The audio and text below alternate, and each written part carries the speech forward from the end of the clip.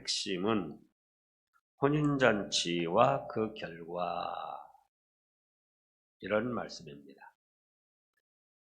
1절에 보면 예수님께서 다시 비유로 대답하여 이르시되 천국은 마치 자기 아들을 위하여 혼인잔치를 베푼 어떤 인군과 같다, 이렇게 말씀을 하셨습니다. 혼인잔치, 인간들의 기쁘고 즐거운 일 중에 으뜸 가는 것이 바로 혼인잔치입니다.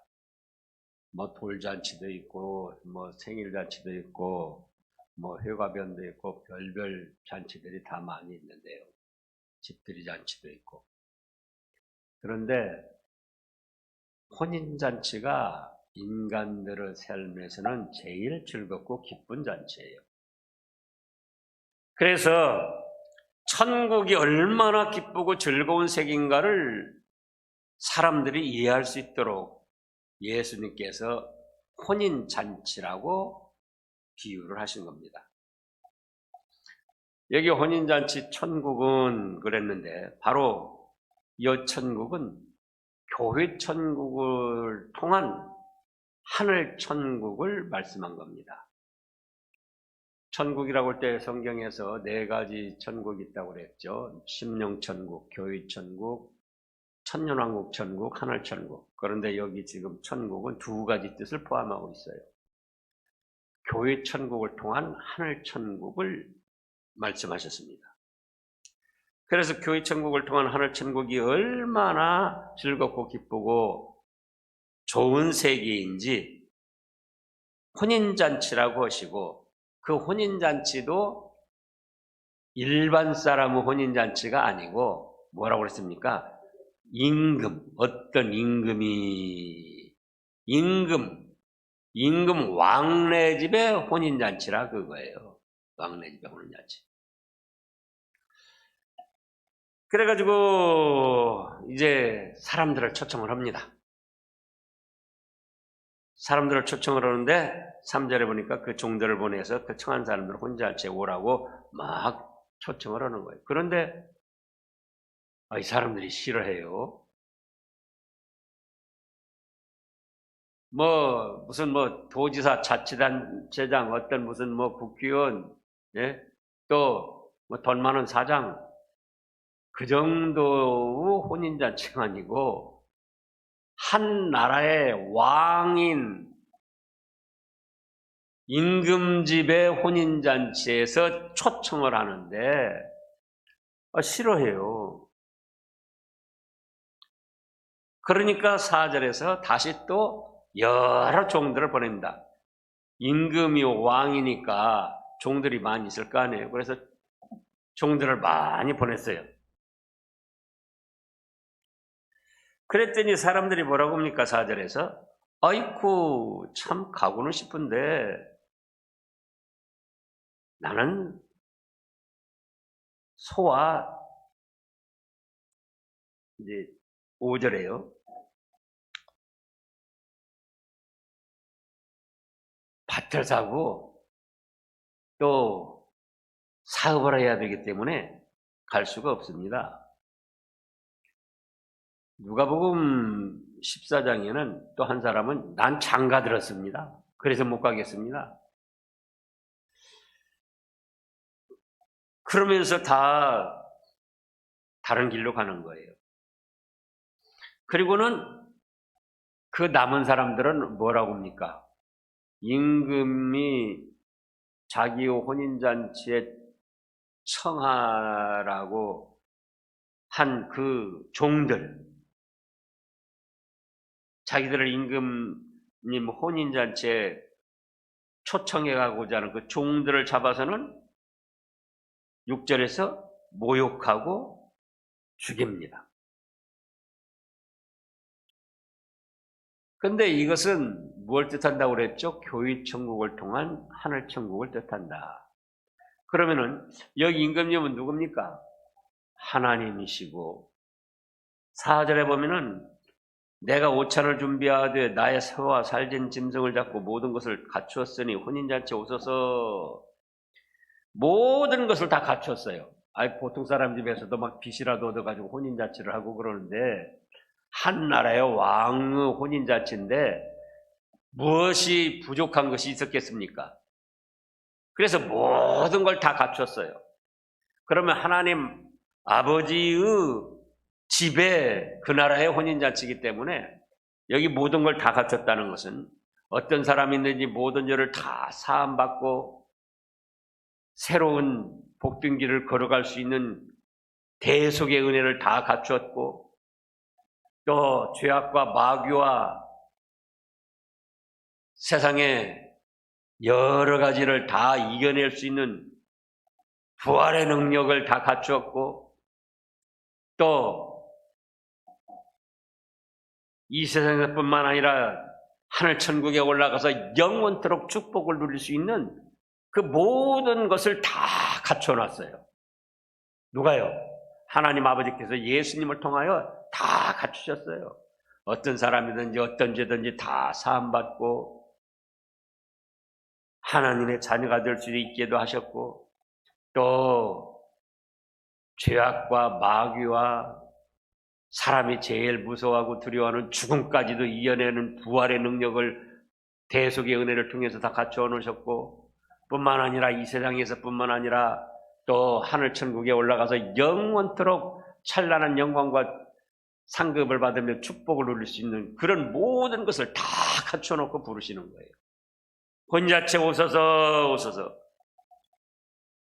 그런데 어떻게 했다고요?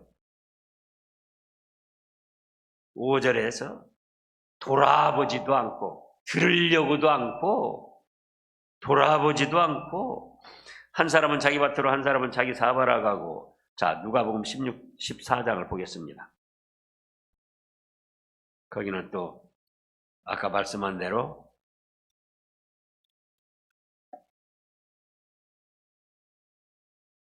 누가복음 14장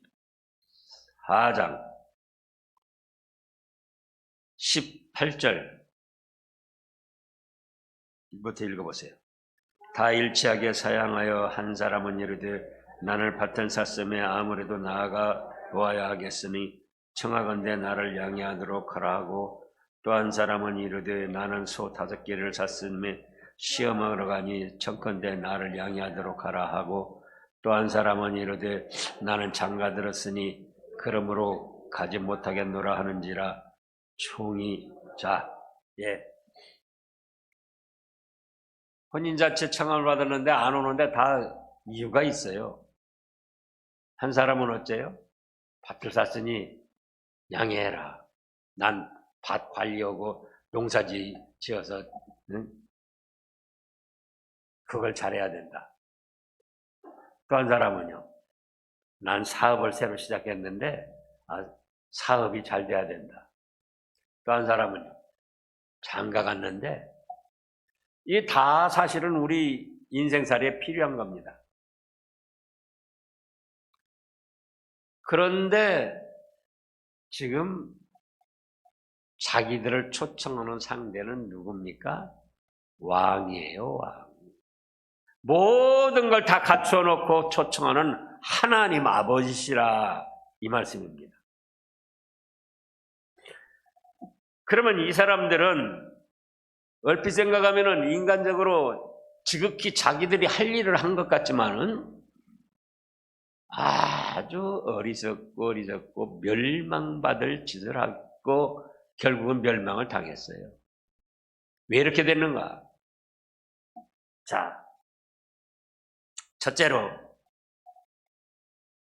이 사람들은 초청을 받은 사람들은 사안의 가치를 몰랐고 무시했습니다. 사안이란 건 어떤 일, 어떤 사건, 또 회의나 어떤 모임에서 어떤 안건, 그 가치가 얼마나 되는가, 그걸 몰랐고 알았어도 무시를 한 거예요. 자, 자기 사업도 중요합니다. 밭산 것도 중요합니다. 장가간 것도 중요합니다. 그런데 보통 사람도 아니고 그 나라의 왕의 혼인잔치에 청했는데 어떤 것이 가치가 있습니까? 자기 사업이 더 가치가 있습니까?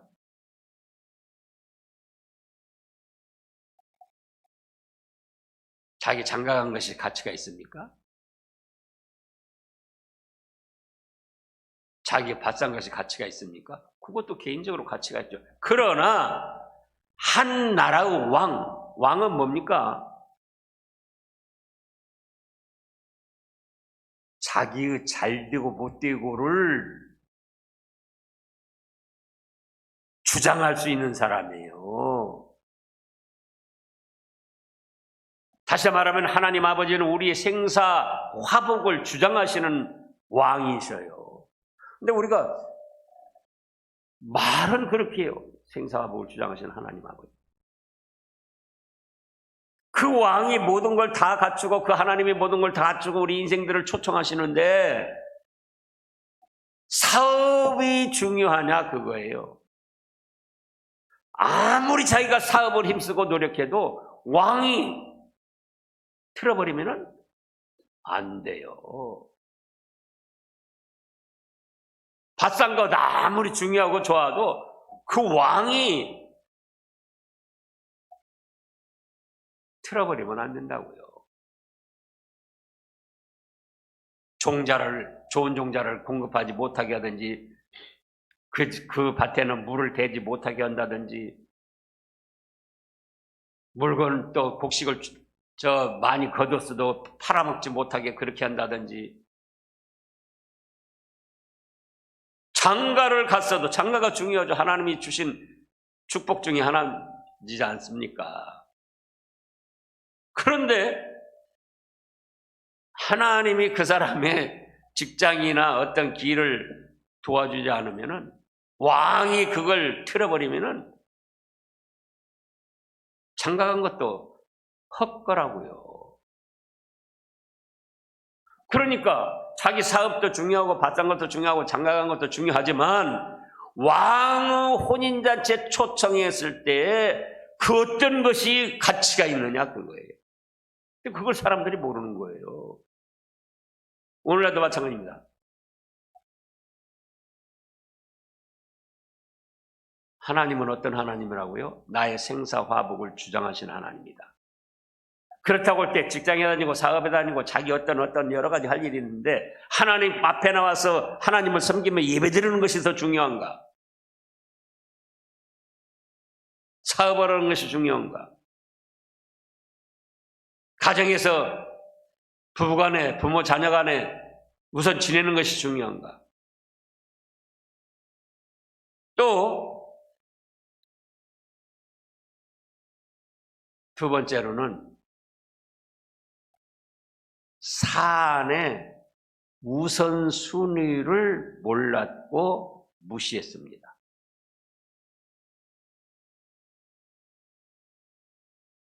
어떤 일, 어떤 사건, 어떤 의제, 어떤 의안, 안건 어떤 것부터 먼저 오고 어떤 걸 나중에 오느냐 그걸 정해야지 돼요. 그러면은 혼인잔치가 날마다 계속됩니까? 혼인잔치 하루로 끝나는 거예요. 뭐 이제 왕이니까 며칠 갈 수도 있겠죠. 그러나 날마다 혼인잔치 하는 게 아니에요. 그럼 왕의 혼인잔치 초청이 있고 자기 사업이 있고 자기 밭산 것이 있고 장가간 것이 있고 그 외에도 이제 여러 가지가 있지만은 지금 세 가지만 그렇게 대표적으로 해놓은 거예요. 자기 각자 나름대로 여러 가지 할 일들이 있죠. 한꺼번에 다 할 수는 없고 어떤 것이 더 먼저 해야 되고 나중에 해야 되느냐 그거예요. 왕이 혼인잔치 참여하고 그 다음에 사업도 하고 왕의 혼인잔치에 참여하고 그 다음에 가정도 잘 꾸려나가고 왕 혼인잔치에 참여하고 그 다음에 밭도 잘 갈면 될 거 아니에요. 왕이 혼인잔치에 계속 붙들어 둡니까? 하나님께서 날마다 교회 와서 살라고 합니까? 그러지 않잖아요. 그러니까는 이 사람들 오늘날 또 예수님 당시 사람들도 과연 어떤 것이 더 가치 있느냐 생사화복을 주장하시는 하나님의 혼인잔치, 하나님께 예배드리고 섬기는 일, 자기 사업, 자기 직장, 자기 가정, 자기 밭, 자기 양, 어떤 것이 더 가치 있느냐 그거예요. 그걸 분별을 못해요. 지난 말씀에서도 주일에 뭐라고 그랬습니까? 사람이 떡으로만 사는 것이 하나님의 입에를, 모든 입에로 나오는 말씀으로 산다. 근데 여전히 떡이 있어야 된다. 떡 먼저 취해야 된다.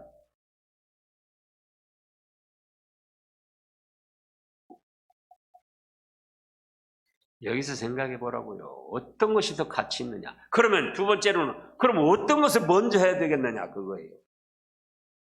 자기 밭 사고 나서 그거 돌보다가 그 다음에는 혼인잔치는 계속 됩니까? 안 됩니까?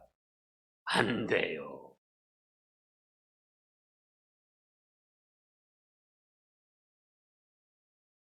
그러나 혼인잔치 참여하고 혼인잔치라고 그래서 지금 참여하면 얼마나 됩니까? 요즘 혼인잔치 참여하는 거 1시간, 2시간, 3시간 길어봤자 3시간이에요. 그리고 나서 사업도 하고 그리고 나서 가정도 돌보고 그리고 나서 밭도 짓고 농사도 짓고 양도 기르고. 근데 사람들 생각은 뭐예요? 밭부터 샀으니까 그거부터 잘 해야 된다. 사업부터 잘 해야 된다. 누가 잘 되고 잘못되고를 주장하시는데요. 하나님이 말은 그렇게 하는 거예요. 그러면서 실체 행동으로는 내가 힘써야지.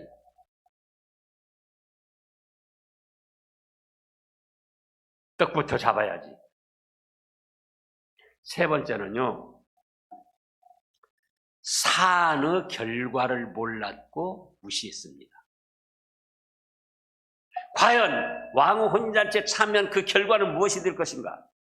또 내 밭부터 내 장가간 것부터 내 사업부터 움켜쥐고 한 결과는 어떻게 될 것인가? 그 결과를 몰랐기도 했고 알면서도 무시하고 나간 거예요. 자, 여기 어떻게 됐습니까? 그 결과가 5절부터 보면은 그들이 돌아보지도 않고 한 사람은 자기 밭으로 한 사람은 사업을 하고 또 그 남은 자들은 종들을 잡아 모욕하고 죽였습니다.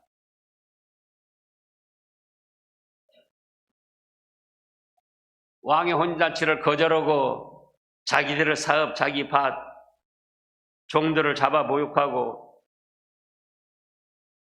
하나님이 세운 사역자들을 모욕하고 잡아 죽이고 인격적으로 죽이고 7절에 뭐라고 하셨습니까? 임금이 노하여 군대를 보내어 그 살인한 자들을 진멸하고 그 동네를 불사르고. 사업에 살뜰 것 같았죠? 밭 사가지고 막 곡식 많이 거둬가지고 부자 될 줄 알았죠? 장가 가서 행복하게 잘 살 줄 알았죠? 왕의 초청 그깟 혼인잔치 그까지는 무시하고 내가 혼자 노력하면 된다. 인간적으로 인맥 관리하면서 내가 힘쓰면 된다. 그러면 잘 될 줄 알았죠? 잘 됐습니까?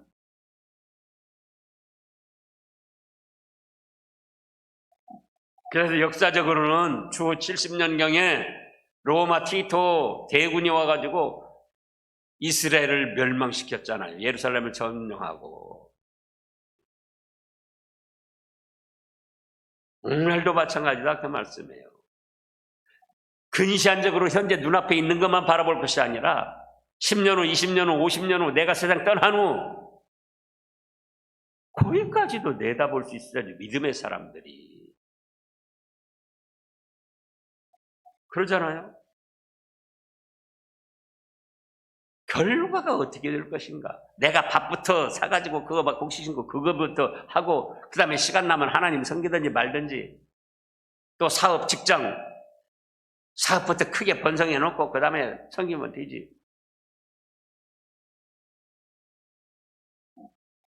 가정부터 행복하게 만들어 놓고 그거 배후에서 주장하시는 분이 누구시냐 그거예요. 그래서 지난주 신명기 8장에서도 뭐라고 그랬습니까? 네 힘으로 내 능력으로 이루었다 말하지 말아라. 신명기 8장 다시 찾아보시자고요. 신명기 8장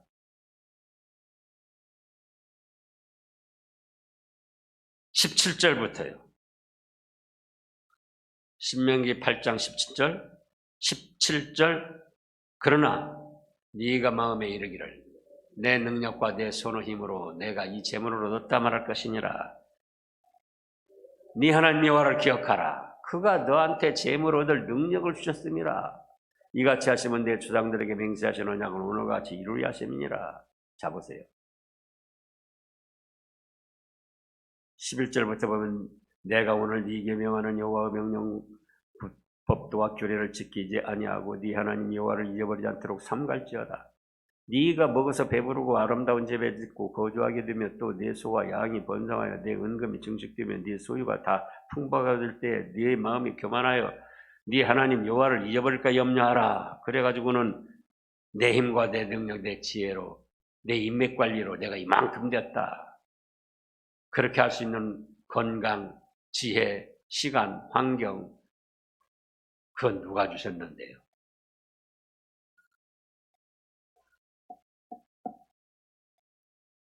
(10년) (20년) (30년) 믿음 생활했으면서도 아직도 이걸 모르는 거예요. 여기 있는 사람들처럼 내 사업부터 해야지, 내 직장부터 해야지, 내 밥부터 잘 갖고 와야지, 우리 가정부터 돌봐야지.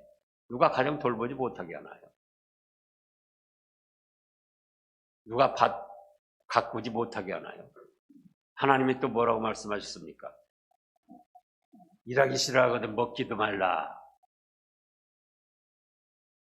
성실히 해야죠. 그런데 무엇이 더 가치 있고 무엇에 우선순위를 두고 그 결과가 어떻게 될 것인가? 그건 왜 생각지 않아요?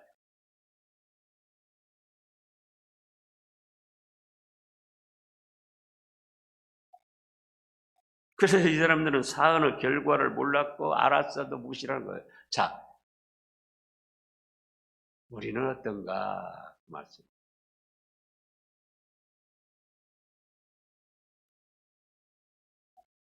그래서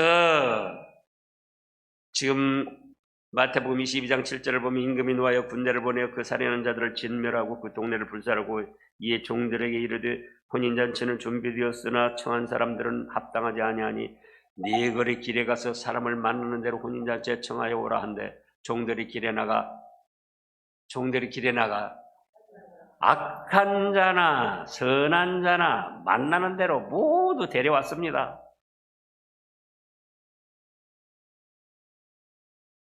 혼인잔치가 뭐라고 그랬죠? 교회의 천국을 통한 하늘 천국을 뜻한다고 그랬습니다. 교회의 천국, 교회에 들어오는 사람은 자격이 없어요. 자격을 정하려고 하지 마세요. 악한 자나 선한 자나 빈부귀천 남녀노소 막론하고 누구든지 다 교회에 올 수 있는 거예요. 근데 문제는 먼저 와 있던 사람들이 자기들이 자격을 정하려고 그러는 거예요. 자기들이. 어떤 사람은 오면 안 된다. 어떤 사람은 와야 된다. 와도 좋다. 그러니까 또 누가복음 18장에서 또 그랬잖아요. 야고보서도 그러고 돈 많은 사람이 오니까 어떻게 하죠? 여기 앉으소서 하고 막 안내를 하고 돈 없는 가난한 사람이 오니까 어떻게 했죠? 거기 서 있든지 내 발밑에 짓밟히든지 뭐 마음대로 해라. 악한 자나 선한 자나 만나는 대로 다 데려왔습니다. 그랬더니 이제 11절에 임금님이 손님들을 보러 돌아옵니다. 딱 하니 이제 뭐 인사도 오고 악수도 오고 누구누구 왔는가 다 알아보러 돌아다니는 거예요. 그런데 어떤 사람이 있습니까? 예복을 입지 않은 사람이 있습니다. 그러니까 12절에 친구여 어찌하여 예복을 입지 않고 여기 들어왔느냐 하니 그가 아무 말도 못하였습니다. 그러니까 또 13절에서 임금이 사람들에게 말하되 그 손발을 묶어 바깥 어두운 데에 내던지라. 거기서 슬피 울며 이를 갈게 되리라. 그러시면서 청함을 받은 자는 많되 택함을 입은 자는 적다. 이렇게 말씀을 하셨습니다. 그러니까 예복은 뭔가? 교회는 누구나 다 옵니다. 악한 자든지 선한 자든지 빈, 부, 가난한 사람이든지 부자든지 귀한 사람이든지 천한 사람이든지 남녀노소 말할 것 없이 누구든지 올 수 있는 거예요. 그런데 예복을 입으라고 하셔요. 예복. 예복이 뭔가? 로마서 13장 14절입니다. 로마서 13장 14절. 오직 주 예수 그리스도를 옷 입고 정욕을 위하여 육신의 일을 도모하지 말라. 예수님의 대속의 은혜를 믿는 것이 예복이에요. 무엇이 예복이라고요? 예수님의 대속의 은혜. 악한 자든지 선한 자든지, 선한 자라고 그래서 자, 또 말씀했잖아요. 바리새인 서기관 제사장 장로들 기도 얼마나 대단히 합니까? 따로 서가지고는 하나님이여 나는 일에 2번 금식하고 소득의 11조를 드리고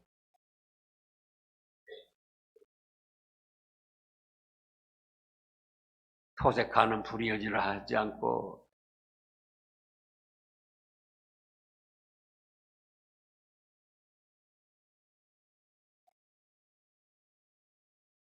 그런데 한 사람은 감히 하늘을 우러러 바라보지도 못하고 가슴을 치며 죄인입니다. 불쌍히 여기소서.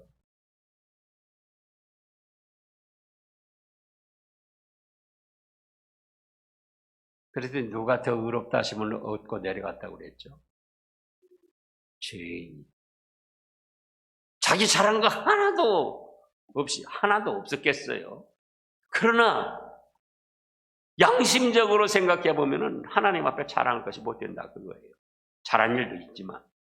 그런데 서기관 바리새인 그 지도자들은 뭡니까? 잘못한 것이 있을 때는 그건 하나도 안 나타내고 감추고는 겉으로 잘한 것만 내세우는 거예요. 그건 예수님의 대속의 은혜를 믿는 사람입니까? 안 믿는 사람? 안 믿는 사람이에요. 자기 행한 거 그걸로 내세우는 사람이에요. 여기 예복이라는 것은 예수님의 대속의 은혜를 믿는 것이다. 그게 그리스도로 옷 입은 것이다. 아무리 자기가 인간적으로 잘한 것이 있다 할지라도 주님 앞에 죄인이요 주님의 대속의 은혜가 아니면 자기가 살 수 없는 사람이고 또 아무리 죄가 있어 사람들에게 냉대받고 멸시받는다 할지라도 예수님의 대속의 은혜를 입으면 어떤 죄든지 사함을 받고 하나님의 자녀가 돼서 천국 복락을 누린다. 그게 예복이에요. 또 요한계시록 19장 그 말씀도 이따금 찾아보잖아요. 요한계시록 19장 7절 8절 우리가 즐거워하고 크게 기뻐하며 그에게 영광을 돌리세 어린 양의 혼인 기약이 이르렀고 그의 아내가 자신을 준비하였으므로 그에게 빛나고 깨끗한 세마포 옷을 입도록 허락하셨으니 이 세마포 옷은 성도들의 옳은 행실로다 하더라. 예수님의 대속의 은혜를 입고 착하고 좋은 마음으로 말씀을 받아서 그 말씀대로 순종하려고 하는 것. 그것이 그리스도로 옷 입은 거예요. 예복을 입은 거예요. 그런데 혼인잔치에 참여했다. 자, 교회는 참여를 했습니다. 10년, 20년 다녔어도 자기 잘난 맛으로 다니고 주님 앞에 사람 앞에 자기가 지옥 형벌받을 죄인인 것을 깨닫지를 못하는 거예요. 주님의 대속의 은혜가 아니면 자기가 영원한 형벌받을 자인 걸 깨닫지 못하는 거예요. 그건 20년, 30년 다니고 목사, 장로, 별별 직분을 다 가졌어도 예복을 입은 게 아니에요.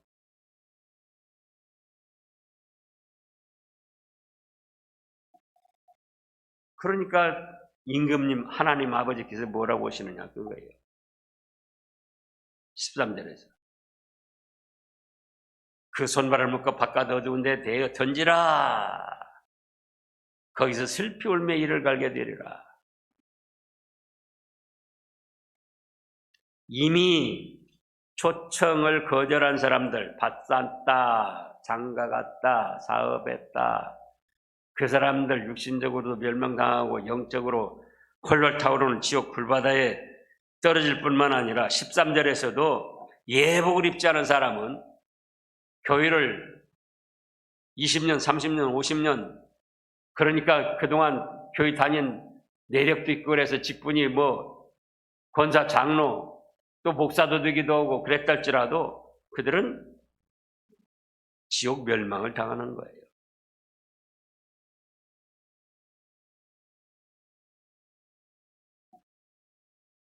그래서 14절에 청함을 받은 자는 많되 택함을 입은 자는 적으니라. 우리는 택함을 받았습니다. 그럼 택함을 받았는가 안 받았는가 또 뭘로 하는가? 예수님의 대속의 은혜만을 믿고 예수님의 대속의 은혜만을 믿은 사람은 자기 사업보다 자기 가정보다 자기 밭장가보다 뭘 더 중요하게 여긴다? 하나님 섬기는 일. 하나님 말씀대로 순종하는 일. 그러면 그 다음에 생사화복을 누가 주장하십니까? 하나님이 하신다 그랬잖아요. 밭 사는 것도 하나님이 잘 되게 하시고 직장일도 하나님이 잘 되게 하시고 사업도 하나님이 잘 되게 하시고 가정일도 우환이 없게 하시고 하나님이 잘 되게 하시고 그것이 참된 축복이고 모든 믿음의 사람들이 걸어가야 할 정상적인 신앙생활입니다. 기도하겠습니다.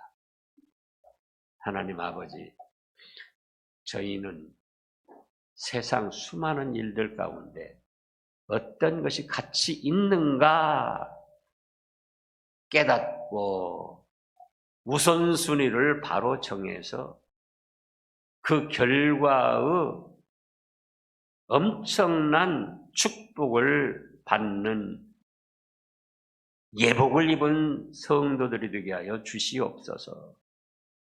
예수님의 이름으로 간절히 기도드리옵나이다. 아멘.